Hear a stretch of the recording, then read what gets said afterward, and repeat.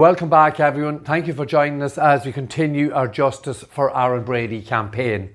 Now, as most of you are aware, over the last few weeks and the last number of videos, we have been focusing in and debunking the accusations made by the authorities against Aaron and against us, the Brady family, in relation to the intimidation of witnesses in the investigation and during the course of Aaron's trial.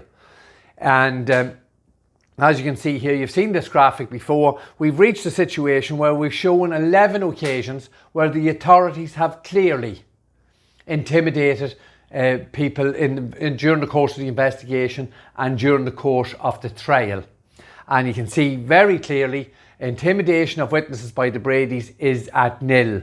And we will continue to preach that mantra, and we will not allow a false narrative to be created by either the authorities or the mainstream media. Now, during the course of going through these 11 incidents, and we have told you there are many, many more, and those will be revealed hopefully as the house of cards that Aaron's conviction is built on starts to collapse. And there will be a lot more incidents of intimidation by the authorities will come to the fore and be there for you, the public, to see.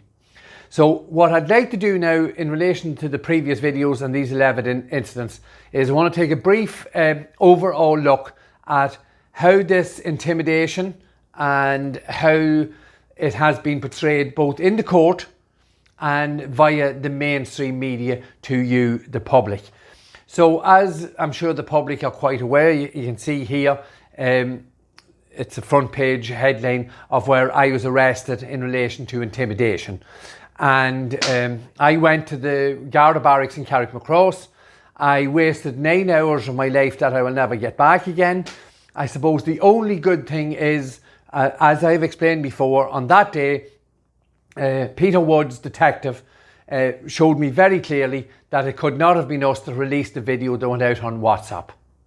Now, as far as I am aware, my charges are gone. This was all a smokescreen, a sham, a charade, a complete load of nonsense. And then we go to Aaron's charges. And now there is a court case has been put back till October 2023, October next year, in relation to this intimidation of witnesses. And I can say categorically now, that court case will never go ahead.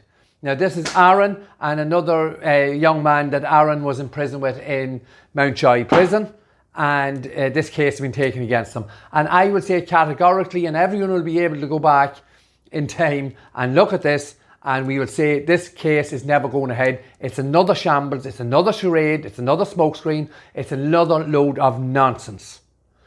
And to highlight that, we're just going to bring up the charges here. This is the wording on the charge sheet. Embarking upon a course of conduct which had a tendency to and which was intended to pervert the course of public justice. Now that's a load of nonsense. Could, possibly, never happened, and that court case will never go ahead. It's a complete smokescreen, and it is a situation that was dreamt up by the DPP and Garda Síochána to create and formulate some sort of leverage during upcoming court cases and Aaron's appeal hearings. And as we go through those cases and we see how this is being used, we will call it out accordingly. And then we have a situation where, I bring up on screen there, the Irish News. DPP believes Aaron Brady social media campaign may be contempt of court. Obviously, the big word there is may be a contempt of court. And this is in relation to transcripts we put up on Aaron's social media pages during the course of the campaign. So listen, this is what we're being called out on here. Us, Aaron's family, putting up the actual transcripts from his public trial onto his campaign page. And all these column inches and times wasted in the court, public money, for again, another charade, a smokescreen, a complete load of nonsense. And to show that it's obviously being perpetrated obviously by the authorities, our legal representatives for the state are more than willing to join in and create the smokescreen and the charade. And you see on screen there Mr. Brendan Graham, Senior Counsel for the prosecution in Aaron's case. And we're just going to highlight the bottom line there. Mr. Graham said that the trial materials already published on social media were accompanied by commentary of a dubious nature, which could possibly be a contempt of court. So here again, could be, possibly, might be. It's a smokescreen, it's a load of nonsense, it's absolute rubbish that Brendan Graham is saying there. This is a blatant attempt to mislead the judicial system and the Irish public, and to show very clearly how the authorities and the DPP are using this. I'm just going to bring to your attention here, I've shown this before, you can see Mr. Graham, who prosecuted Aaron, is now defending Mr. Gerard Hutch. And I want to show this again because as we go through as we compare how we are being treated as and when suits the judicial system, we'll use Mr. Graham's words here, that the criminal proceedings are not simply a forum where stuff is put out there, and that there are always rules against scandalous matters. So obviously Mr. Graham is not happy with whatever was said in the court, unsubstantiated rumour, innuendo, circumstantial evidence and inference. Now what I'm going to do now is I'm just very briefly going to play a very short clip. I think this is a podcast that covers that is covering the Gerard Hutch trial and Mr. Dowdall's trial, and it's called The Inquirer. And we'll just take a little clip from that now. Just listen to this and then we'll compare how we have been treated and what's actually happening within the last 72 and 48 hours. Let's have a little listen to this clip. Inquiry 1.0. Today is the final day before Christmas of the cross-examination. And I think even the cross-examination may be over, guys. Let me know your thoughts on that as we progress. But it's been an explosive day. Graham, for the defence and for Gerry Hutch, left his best for last, and it was not a good day for Jonathan Dowdall. So before we crack on with it, as per normal, we'll start, I think it's appropriate to start with a little tweet from Paul Healy, who's been fantastic covering this for the Irish Mirror. And if you want to follow him on Twitter, it's Paul Healy at HealyHack. Today is the last day the Hutch trial can sit this year. We appear to have gone through most of the tapes. Brendan Graham SC did indicate to Dowdall that he may end up having to play in the video of Alex Hurley being tortured. We'll see what happens today. So we have a couple of points in relation to that clip. Obviously, the Inquirer, whoever this blogger is telling us that he's following the Dowdall-Hutch trial. And he is being ably assisted and he's using the work of Mr. Healy from the Irish Mirror. Now, these people, the same type of gutter journalists that attacked us and lambasted us for using Aaron's transcripts, is now giving verbatim account of what's happening in the court. So it's very important for the public to understand they're lambasting us and attacking Aaron and putting us on the front page of newspapers for printing our own son's transcripts from a trial that is finished and there is a conviction. Now this is an ongoing trial and the same media outlets and the same, well, he was a prosecutor in Aaron's case, he's now a defence barrister for Mr. Hutch.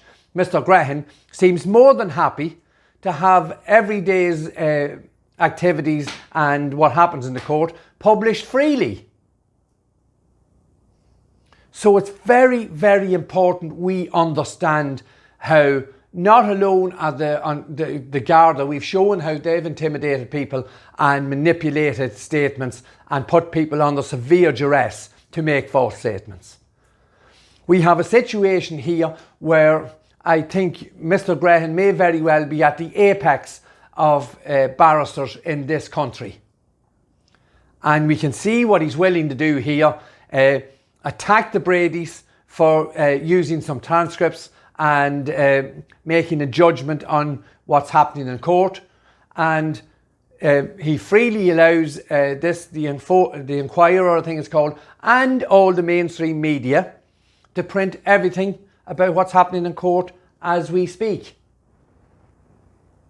And to add insult to injury, this is the type of people we're dealing with here. Myself and Caroline and Lorraine were in court on Monday the 12th of December for Aaron's date for his appeal. Oh, there you are. The mainstream media forgot to tell you that. Isn't that very strange? Garda Killer Brady gets appeal date. Not one of you as the Irish public seen that, and that's 10 days ago now. Not that much in the mainstream media. And it is absolutely disgusting that Aaron Brady's appeal date is the 3rd of October 2023. They're kicking the can down the road, and this is where we are going to need you, the public, to raise your voices and stop this absolute debacle that is the conviction of Aaron Brady.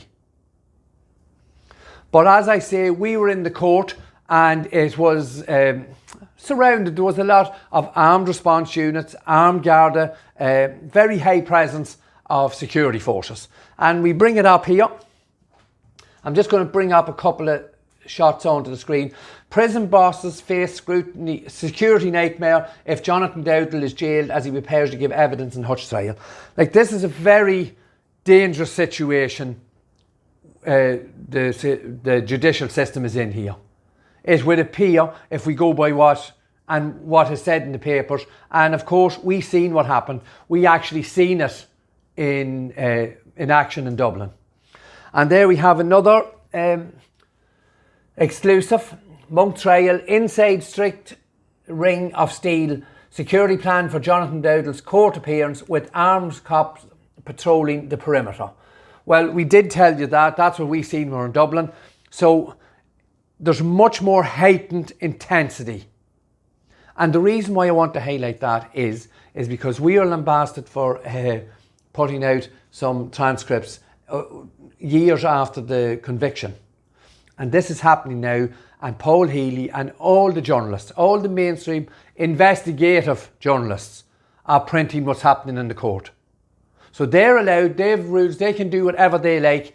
We cannot say. They are trying to stop us from speaking. They are trying to take away Aaron Brady's voice. And again, it's up to you, the Irish public, to stop that from happening. You cannot allow that to happen. I'll say again, all we want is Aaron's voice and the whole story out there. We're not asking anyone to stand up and make a presumption of innocence or guilt. We've always said that. And one more headline here from the Sunday World. Regency mother, Jonathan Dowdall tells Jerry Hutch trial of death threats against his mum and kids. Does it get any more serious than that? And they can print whatever they like. Every word that's said in the court, this Inquirer is taking it. Paul Healy, or whatever you call him, from the Irish Mirror, is tweeting as it's happening. So please, Irish public, please open your eyes and see what they are doing to our family. It cannot be acceptable for Hutch, Dowdall and what's going on in that court case, and not acceptable for Aaron Brady's trial. That is not how a judicial system works. And then obviously we are saying very clearly Senior Counsel Brendan Graham is party to what's happening, and he's allowing this to happen. And he is allowing us, the Brady family and Aaron, to be lambasted for printing some of the transcripts. And he says we may be in contempt of court. It's a smokescreen. It's a complete load of bullshit to create leverage or some form of intimidation against us as we move forward into new trials and Aaron's retrial. And as I said, the legals seem to be involved in this. And go to this list here, the 11-0. Brendan Graham, Senior Counsel, and Mr. Stain, Junior Counsel, were aware of all these incidents that took place in relation to the intimidation by the authorities. And we can say that without fear of any contradiction. We know that Brendan Graham was happy that Molly was assaulted and there would be no investigation by An Garda Síochána, because the man at the back of the court, Senior Investigating Officer Mr. Mark Phillips, was in contact with Molly Staunton, and we say that he was in contact with the man who attacked her. Daniel Cahill, we know where he was hiding, allegedly hiding in an attic for 6 hours before he came down out of this attic to the authorities in New York. We're fully aware that he was liable to intimidation for a number of reasons, drugs and steroids that were found on his property that day, machete attack, and then again we have a situation where Daniel Cahill himself in very recent times, in the last few weeks, told us on a podcast from America that he was stabbed 4 or 5 times prior to leaving Dublin. And I will repeat once again, I've mentioned this once or twice, I am fairly certain that Robin Schiller, investigative journalist, is aware of the circumstances surrounding Daniel Cahill's exit from Dublin, and he has refused to print that. So there again, we see very clearly that this man was open to intimidation, and we know he told a tissue of lies. And we are asking and begging once again, those people who know that Daniel Cahill's testimony under oath was a lie, to come forward. Ado, Davy, you both were there the night Daniel Cahill and Anthony, the 4 years, attacked Aaron in 28 First Street. Anthony, you were there. And you yourself, Anthony, went to a lawyer in New York. You told the lawyer to contact the authorities in Ireland and tell them you wanted nothing more to do with the Aaron Brady case because you were put under severe duress to make a statement. Please, Anthony, take the next step, come forward and tell the truth about what happened that night and about what Daniel Cahill lied about during the course of his testimony under oath in court. Well, not actually in court. He was sitting in an office in New York. We were in the court in Dublin. And then we have Niall. Niall, your storytelling created this situation that led to the attack. Well, let's forget about that. You know what happened, Niall. You were friends with Aaron Brady in New York. Niall, do you believe Aaron Brady deserves to be in jail for 40 years for a crime he had nothing to do with? And he has been framed by a man like Daniel Cahill, who told a tissue of lies. And Niall, your family in Waterford are fully aware of your involvement in the events that evening. So please do the right thing. Come forward. All you have to do is just tell the truth. It's as simple as that. Then we move on to the next scores for the intimidation by the authorities. We have there's any amount of intimidation here and possibilities for intimidation. The man told us he was arrested at work, 7 or 10 vehicles jumped, put on the ground, handcuffs behind the back, put into an SUV with members of An Garda Síochána, and told he was going back to Ireland. He'd never see his wife and child again if he didn't make a false statement. We have a situation where members of An Garda Síochána were following him only this year on the streets in New York, intimidating him and bullying him. There's another long list. Rowe could not come back to Ireland. He was in serious trouble with a doorman who he beat the face off with a pool ball. Notwithstanding facing the charges, there's the personal issues there too with those people. And drugs charges here in Ireland. And all the while, this is all recorded, this is all documented, this is all there in plain black and white for Brendan Graham and junior counsel Mr. Stain to see. They were aware all this was happening. And yet they stood up and talked about brave people and good citizens who came forward. Like Pat Murray sitting looking over a lake. Please. Then we go to Reedy and Cowan, 2 detectives who went to Aaron's in-laws, told a tissue of lies. Told those poor people that I was head of IRA in South Armagh, had murdered people, had instigated murders. Scared the life out of the poor people, left them in floods of tears, shaken. Kieran Reedy and Darren Cowan, yous are liars. And yous continued to lie the whole way through the investigation and when it came to the trial. Because yous had made such a balls up of the investigation initially. Yous were part of that team. That Pat Murray told us about in the podcast was a shambles at the end of 2016. Yous were very much part of it.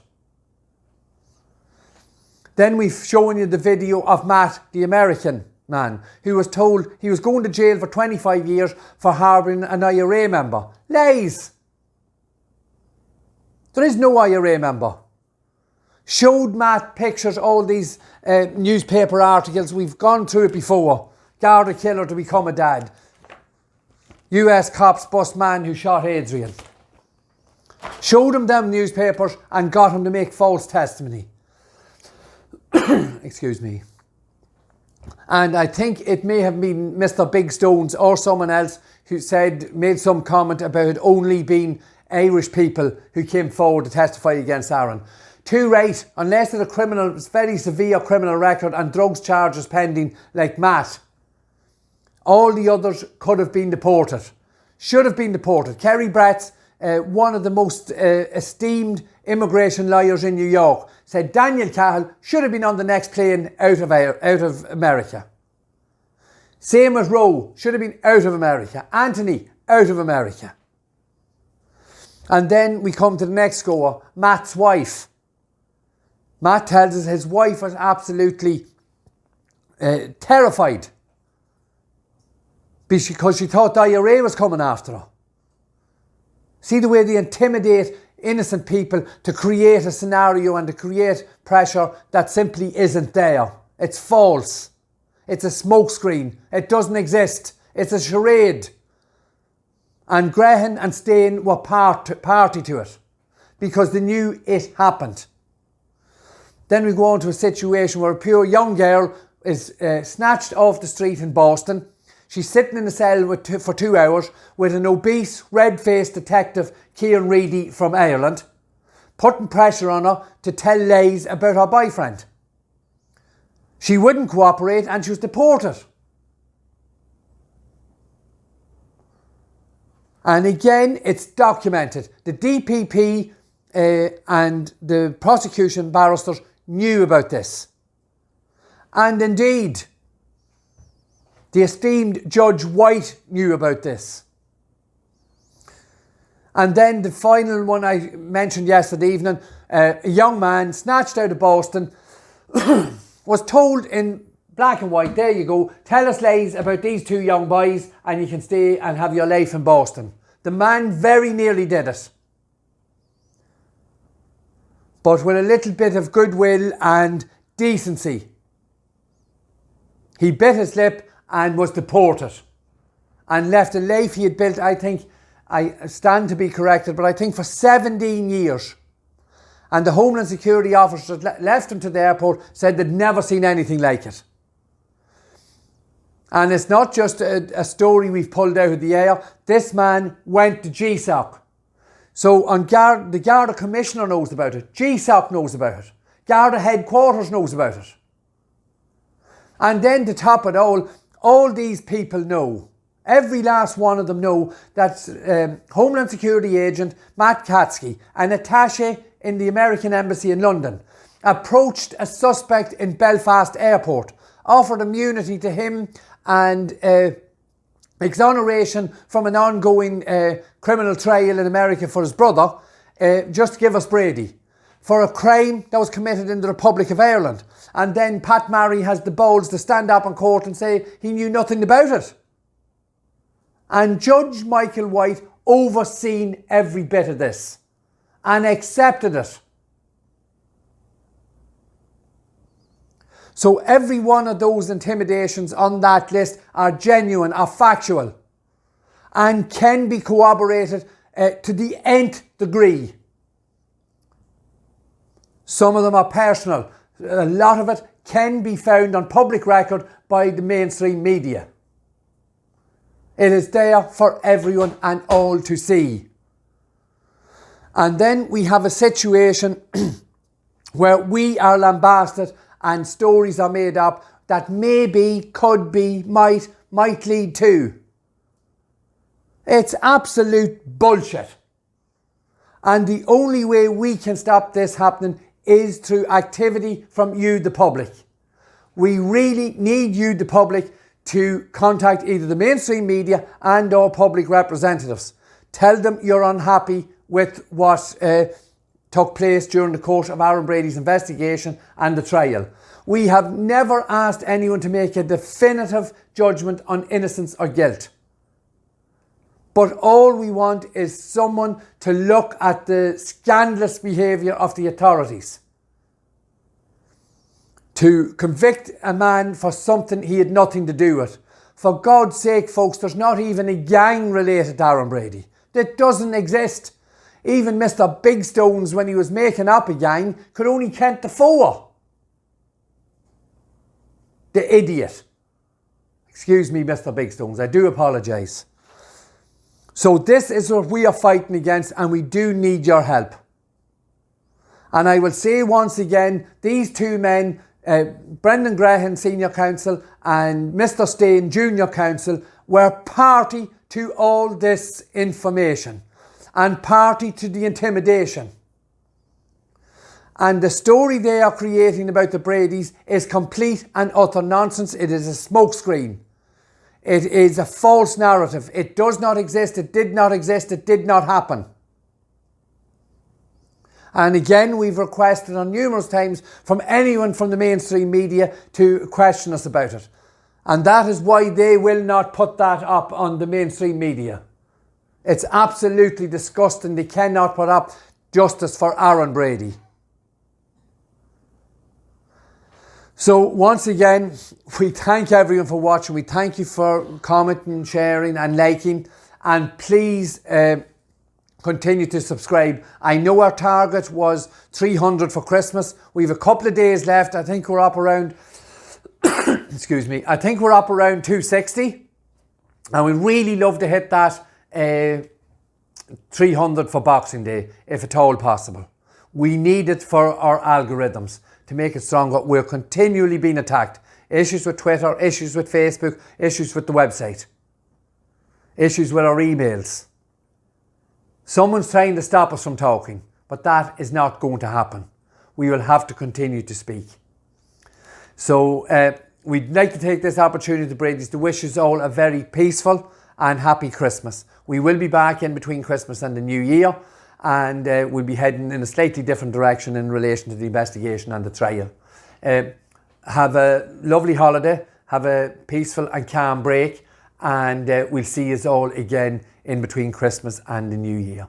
Once again, thank you very much, and we'll see you at the next video. Thank you.